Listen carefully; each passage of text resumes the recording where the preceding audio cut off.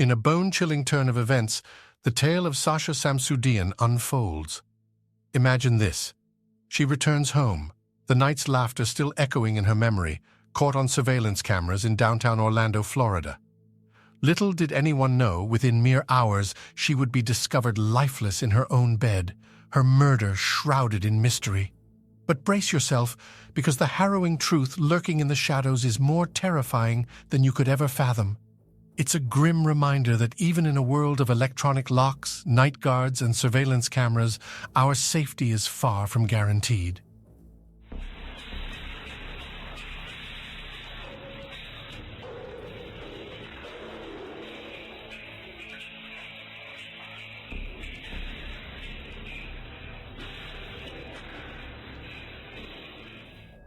Meet 27-year-old Sasha Samsudean.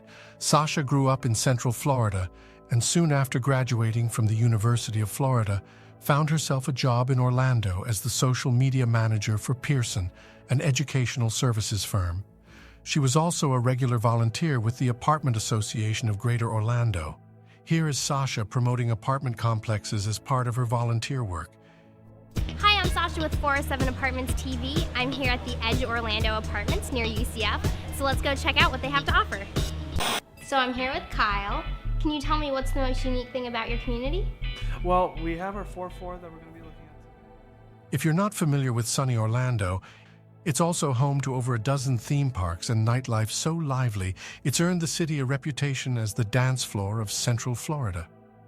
It was here that Sasha moved after graduating, working first in the marketing department of Pearson before quickly moving up the ranks to the position of director of operations. A co-worker said people often underestimated Sasha because of her looks. She was a highly intelligent and driven young woman. The warm, easy manner you see on camera is also a true reflection of Sasha's character. Her friend said she was warm, bubbly, the life of the party, and full of enthusiasm. I've attended the past 2 years of Lisa-Palooza, and let me tell you, it's a great event. As a supplier, even on this side of the industry, I get to spend an entire day with my clients learning about their side of the business. What could be better than that? By 2015, Sasha had found herself an apartment worthy of promoting in one of her own videos. Uptown Place on North Orange Avenue had a gym, a pool, landscaped gardens, and state-of-the-art security. Each apartment was fitted with a quick-set digital deadbolt lock, accessible only by code. There were also surveillance cameras, entrance doors that required key fobs, and a night guard. Sasha was thrilled to have her own place and had no hesitations about living alone. After all, if there was anywhere you could rest easy in your bed at night, it was at Uptown Place. Or at least, so she thought. Friday, October 16, 2015, was the last day of the Orlando City soccer season, and every soccer fan in the city was going to be out watching the game. Sasha and her friends decked themselves out in purple in support of the Orlando City Lions and headed out to watch the match. After the Lions won, the group moved to a venue called Sidebar to celebrate, and then to the Attic, a well-known Orlando dance club. Around 12:30 a.m., Sasha told her friend Anthony that she was leaving. He didn't know whether she was going home or to another bar, but that was typical of a night out. Friends would come and go, sometimes meeting up later that same evening. This, he thought, was just like any other night. The next morning, Anthony sat in a cafe where he and Sasha were meant to be having breakfast. Sasha hadn't shown up and was not answering her phone. Figuring she was hungover and sleeping it off, Anthony ate his food and left. Several hours passed with still no word from Sasha. He contacted two of her closest friends, Katie and Megan, who also had not heard from Sasha. Sasha had a baby shower to attend that day, and it was totally out of character for her to be unreachable this long. The three friends decided to swing by her apartment in the parking garage at Uptown Place. They found Sasha's car, and the gift she had bought for the baby shower was still in the back seat. After slipping through the front entrance of the complex, they banged on the door of Sasha's third-floor apartment. No one answered. A sick feeling was now kicking in. The friends rang local hospitals and police stations, thinking that maybe she had been in an accident. No one had seen a girl matching Sasha's description. Anthony called 911. When police arrived at Uptown Place that evening, they were met by the on-site security guard, Stephen Duxbury. He was off duty at the time, but knew without asking why they were there and quickly obtained permission for them to enter Sasha's apartment. With Sasha's friends waiting outside, officers did a quick search inside. Everything was in perfect order. There were no signs of struggle and no signs of Sasha either. Then, one of the officers took a closer look at the master bedroom. The comforter had been rolled up into an odd tube shape, and there was something else too, something spine-chilling. Locks of long dark hair were coming from the end of the comforter, and on one side a limp hand protruded. They had found Sasha Samsudean. Sasha had been violently beaten, raped, and strangled. Later, the medical examiner who performed her autopsy would report never having seen such a severe neck fracture. Sasha had fought her attacker hard. Her arms and hands were covered with defensive wounds. Just one look at the officers' faces as they came out of the apartment was enough for Sasha's friends to know that she was dead.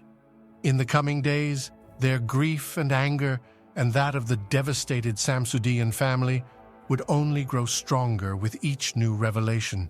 The suspicious death of a 27-year-old Orlando woman. Sasha Samsudean's body was found Saturday night inside of her apartment at Uptown Place on North Orange Avenue. Right now, police are not releasing many details, but friends and neighbors say they were stunned to hear about it.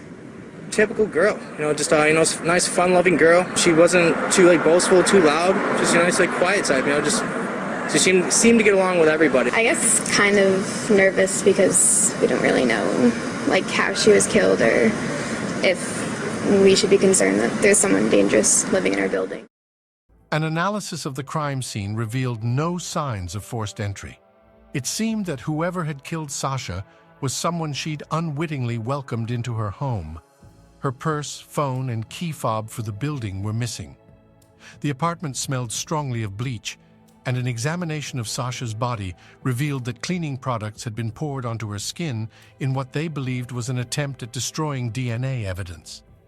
The sheets on her bed also had patches of discoloration where someone had poured the cleaning product, but whoever had tried to cover their tracks had not been as thorough as they thought.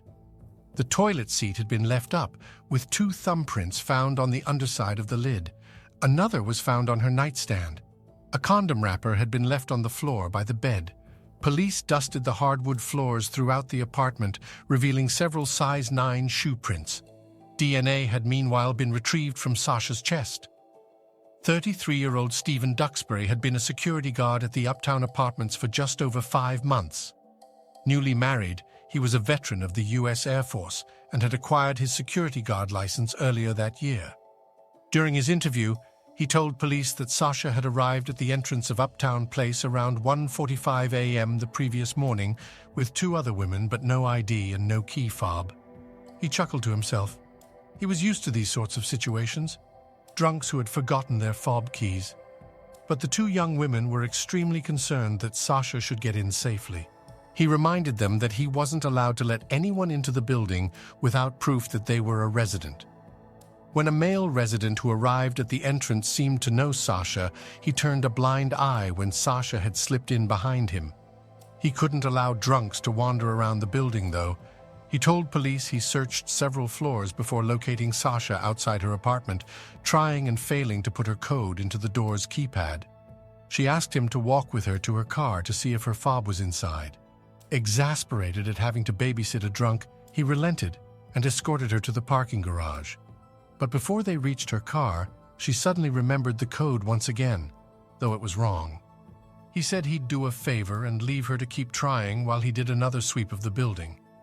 If she hadn't gotten it right by the time he was back, they needed to come up with an alternative arrangement. When he returned, she'd gone. He figured she must have worked out the code, but later that morning she had walked by him in the hall with a man he didn't recognize. Police now focused on corroborating Stephen's account. They needed more information on Sasha's movements that night. Uptown Place was just over a mile from the Attic nightclub, and the streets were full of CCTV cameras. CCTV footage taken from the street outside the Attic nightclub showed Sasha alone and walking unsteadily through the crowd. In footage from the next camera, she had been joined by 2 women. No one in Sasha's circle recognized the women. Police released the footage and issued a request for the unidentified women to come forward. Within hours, Julia Goff and Haley Messmore had contacted the police and were giving their statements. The young women explained they had noticed Sasha while they were waiting for an Uber. She was stumbling and clearly inebriated, and at some point had been about to get into a car with a group of men. Concerned for her safety, the girls approached her.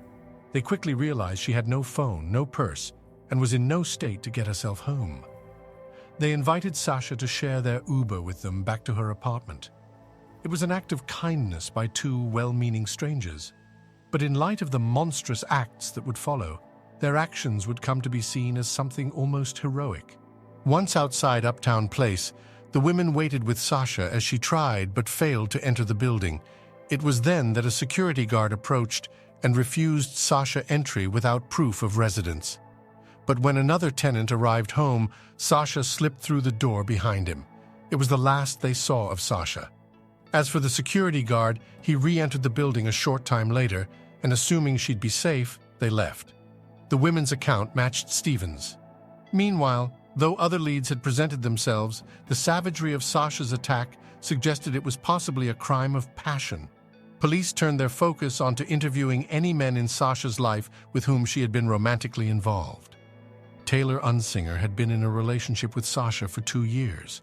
During his police interview, he said they still spoke regularly and that he had privately thought they may one day get back together. Was there any talk about trying to get back together?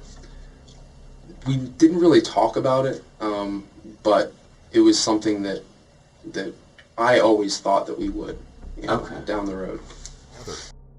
On the night of the murder, he had been working a bar shift. He said his parents had been staying with him, and he had come home and gone to bed around 1 a.m. His whereabouts were later corroborated, and he would be eliminated from the investigation when his DNA proved not to be a match of the killers. Taylor's interview had provided other useful information, however. He had once known the password to Sasha's iPad, and this new information helped the police to gain access to it. Sasha's iPad had been found at her apartment, and it shared data with her iPhone, including her messages. On the night Sasha had been murdered, several messages had been exchanged between Sasha and someone by the name of Ben. At 5:12 a.m., Sasha had sent a text message containing one word, Ben. He'd replied 16 minutes later, but she never responded. It was the last message she'd sent and the last activity that had taken place on any of her devices. A man called Ben Roebuck had already contacted the police after hearing of Sasha's murder. Police now called him in for an interview. Ben told police that he and Sasha had known each other since high school and had dated during their college years. They had been good friends ever since. He'd last seen Sasha the previous Thursday night when they had been at a bar. And you haven't seen her since Thursday night? Correct. Okay. When's the last time you spoke to her? I received a message from her at 5:12 a.m. on Saturday morning. That was are you talking about on the phone or via text message or anything? On the phone or text message? Yeah, text message. The last kind of back and forth we had was around 1 in the morning, but I got a message from her at 5:12 a.m. Just said my name, and then I responded about 16 minutes later, and I never heard back from her after that. Okay. And that was Saturday morning? On the night of the murder, they'd messaged several times about potentially meeting at a friend's place. Despite the eerie last message, Ben's account of his movements also checked out, and his DNA was also not a match. He was eliminated from the investigation. By now, the security footage from Uptown Place had been retrieved from an off-site security company, and officers sifted through every minute of it. What they would find would horrify every resident of Uptown Place and cause the case to hit the national headlines. The footage shows Sasha entering Uptown Place at 1:46 a.m. Moments later, an unknown male appears behind her. He can be heard on the video asking her if she's all right, to which she replies with a cheerful, "Yes, thank you."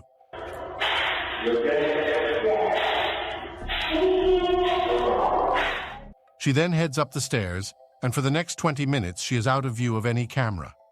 At 1:48 a.m., Stephen Duxbury re-enters, looking for Sasha. Sasha, meanwhile, can be seen stumbling up another flight of stairs. At 2:06 a.m., she is picked up on a different camera. There is the clanging of Sasha's shoes through the stairwell as she runs up the stairs, apparently to escape Stephen, who she believes is going to throw her off the premises. A few seconds later, he can be seen following stealthily behind her. At 2:25 a.m., she appears again, only this time she's walking with Stephen down the flight of stairs to the first-floor parking garage, and they're chatting amicably. They exit the building before appearing again moments later at 2:27 a.m. They take the flight of stairs up to the third-floor garage and then reappear again when Sasha apparently remembers the code. This is the last footage taken of Sasha. No footage could be found of Sasha with any mystery man. At 5:05 a.m., Stephen is seen entering the third-floor parking garage, then re-entering at 5:13 a.m. It seemed that the case had reached a dead end, but then officers spotted something odd. At 6:36 a.m., Stephen Duxbury is captured entering the second-floor garage carrying 3 white trash bags. He re-enters the building 2 minutes later before leaving with his shoulder bag and belongings at 6:40 a.m. Police asked the building's property manager if taking out the trash was usually part of a security guard's duties. It wasn't. Stephen had also told officers that his shift ended at 6 a.m. He had mentioned needing to spend a few minutes writing up a daily report, but that was unlikely to take 40 minutes. There's also a 90-minute black hole between 5:14 a.m. and 6:36 a.m., during which Stephen could not be located on a single camera in the building. Police obtained a search warrant for Stephen's home and asked him to come in for another interview and a polygraph test. Before administering the polygraph, the examiner asked Stephen if he had ever been arrested. Stephen now mentioned that he had when he was a juvenile, but it was a misunderstanding. In the following bizarre account, he explains that he was falsely accused of assault by a girl with serious emotional issues. He'd then been a true hero and pleaded guilty in order to save his best friend and the girl's reputation. Basically it was just my best friend's older sister was babysitting my siblings because they wouldn't listen to me. My mother was a single mother raising 4 kids. We lived in a farm, and this is when I lived in Otis, Massachusetts. Kid that lived down the road kept sneaking over to our farm and opening all the doors, letting our animals out in the middle of the night, and we lived on a major highway. I had to take the dogs out to the barn. She came with me to help me because I had a golden retriever and another dog. And while we were out there, I had forgotten to plug in the cord that gave power to the barn in the house, so it was pitch black, and I thought I heard something upstairs. And I thought, oh God, that little shit's upstairs. So, not really thinking, I went over to the wall of tools, and I grabbed the first thing that seemed sense to me, which was a shovel head that had broken off the staff. Mm-hmm. I go up the stairs, and she's following me. She was about a year or 2 older than I was, and, she's kind of a little nervous about what's going on, so I'm like, okay, stay here at the top of the stairs. If anyone tries to run by you, stop them. She's like, okay. So I go walking around, but I can barely see anything. I'm walking, I hear floorboards creak, I see a shadow move out of the corner of my eye, turn around, upside the back of her head. Oh, she had moved and followed me. I didn't know. Okay, that's a simple mistake. Yeah, well, that simple mistake, unfortunately, went right down the worst roads possible. She freaks out, and I find out later that's because she had been raped by her 3 previous boyfriends and her uncle. So she had some severe issues with that. Mm-hmm. Her mother hated my mother because her kids felt more comfortable talking to my mother than her.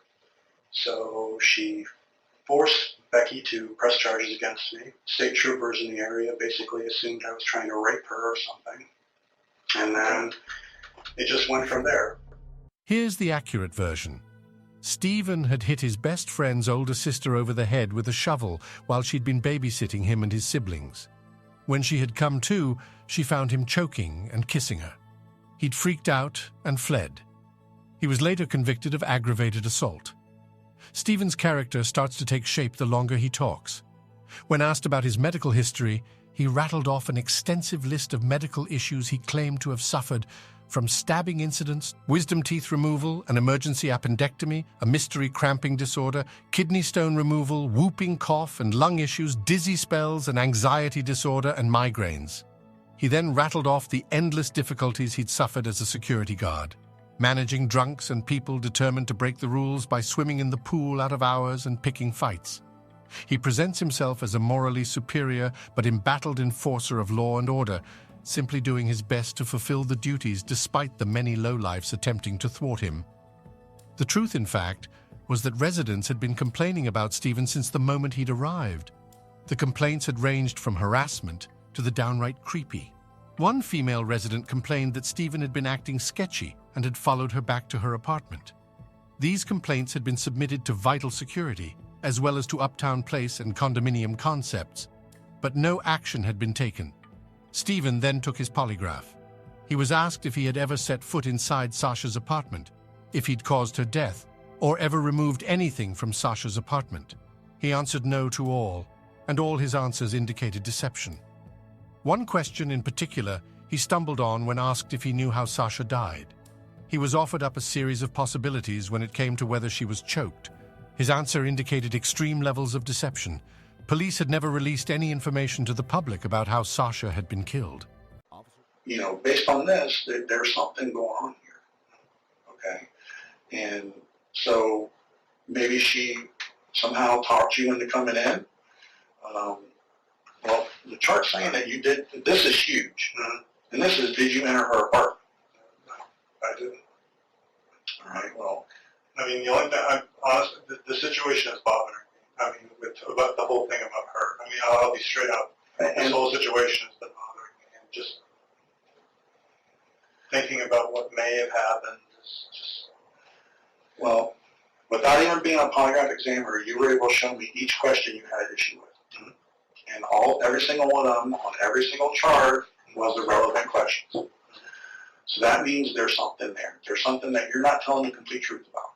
You have no control over that. That's why this works so well. Now, let me show you another thing. One more thing.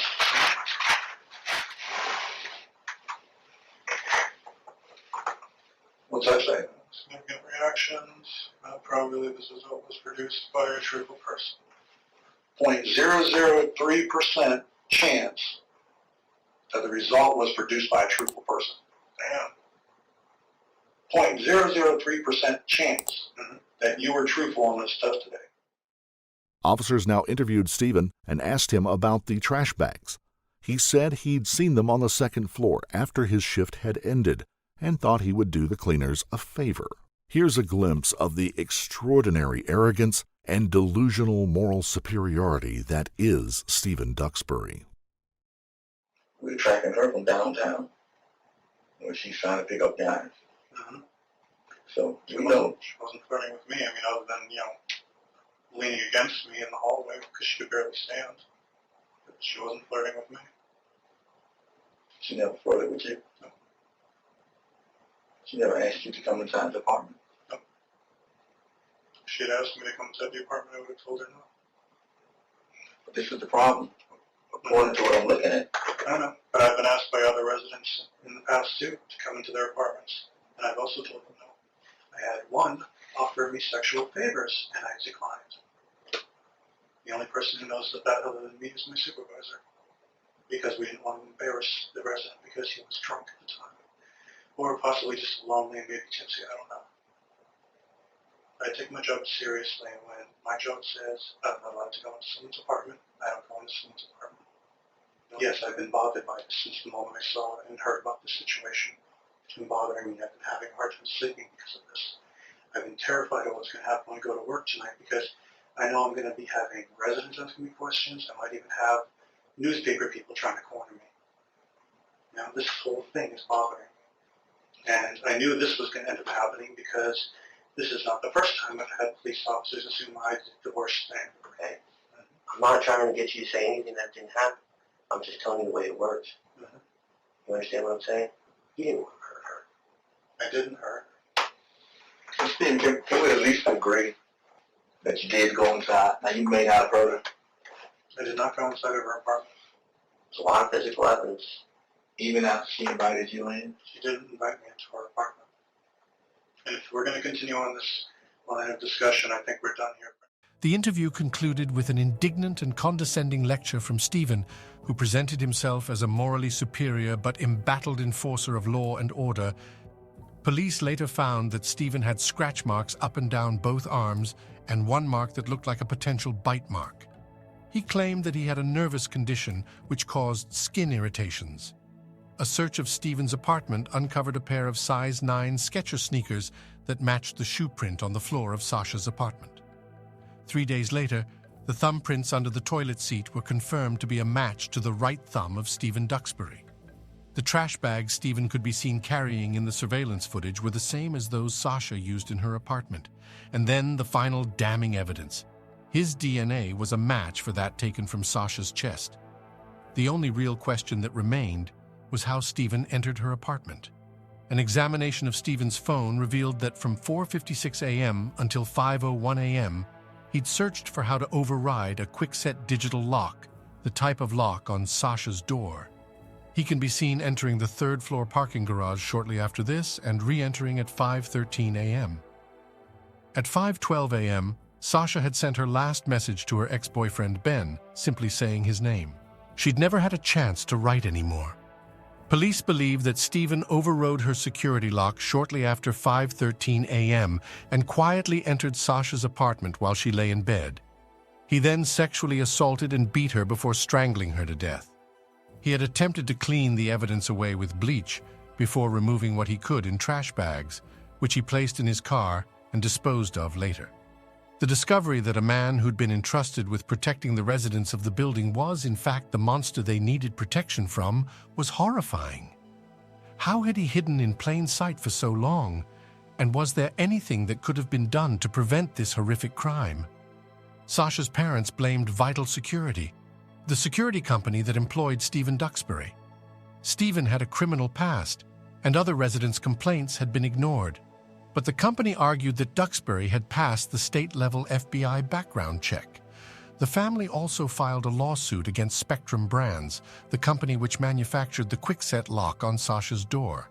Criticism over flaws in the lock and the ease with which they could be manipulated had been appearing in news articles since a 2013 article in Wired magazine. Sasha, along with every individual with a quick-set lock, had been dangerously vulnerable to a forced entry attack. The company, however, argued that the lock on Sasha's door was most likely faulty, but this could not be proved since it had been discarded. In January 2016, Kwikset redesigned the smart key deadbolt. Stephen Duxbury was arrested in November of 2015 and charged with first-degree murder, sexual battery, and burglary to an occupied dwelling. Orlando Police Chief John Mina called the murder a crime of opportunity by a man working in what should have been the protective service of the residents of Uptown Place apartments. This crime could have happened in any apartment complex in any city in the United States. Following a 7-day trial and just 4 hours of deliberation, Stephen Duxbury was given a life sentence without the possibility of parole for the murder of Sasha Samsudean. During their statements, Sasha's parents, Ken and Tara Samsudean, extended their sympathies to Stephen's mother. 2 sets of parents had lost their children, they said. Ken and Tara Samsudean continue to honor their daughter's legacy by working to help other families deal with the grief that comes from being a victim of violent crime. Tara Samsudean said, "It took me 18 months before I could feel any emotion about what happened, and when I started to cry, it was bucketfuls of tears that came." If you're hooked by this story, don't forget to give the video a thumbs up. Drop a comment below and let us know what you think about it. And hey, if you want to stay in the loop for more mind-blowing cases, hit that subscribe button and ring the notification bell. Stay safe out there and keep an eye out. You never know what's lurking in the shadows.